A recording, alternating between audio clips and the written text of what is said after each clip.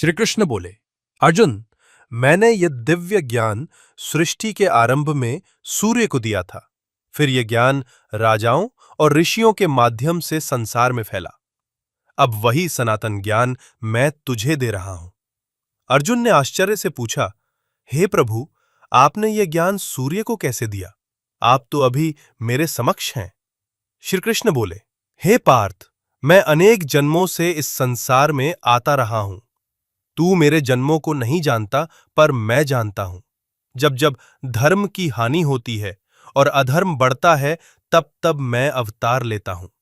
धर्म की स्थापना के लिए, साधुओं की रक्षा के लिए और पापियों के विनाश हेतु मैं प्रकट होता हूं।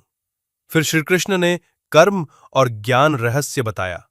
जो अज्ञान से कर्म करता है, वो कर्म के बंधन में फंसता है, परंतु जो ज्ञान से युक्त होकर कर्म करता है, उसका हर कर्म पूजा बन जाता है। जब मनुष्य जानता है कि मैं यह शरीर नहीं, मैं आत्मा हूं, तब उसका हर कर्म मुझे अर्पित हो जाता है।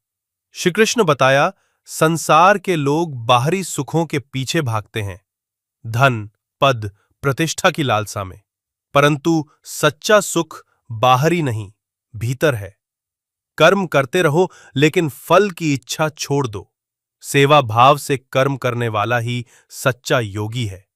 अंत में श्री कृष्ण बोले, हे अर्जुन, श्रद्धा से ज्ञान लो, गुरु के चरणों में विनम्र बनो। ये ज्ञान ही अज्ञान रूपी अंधकार को नष्ट करता है।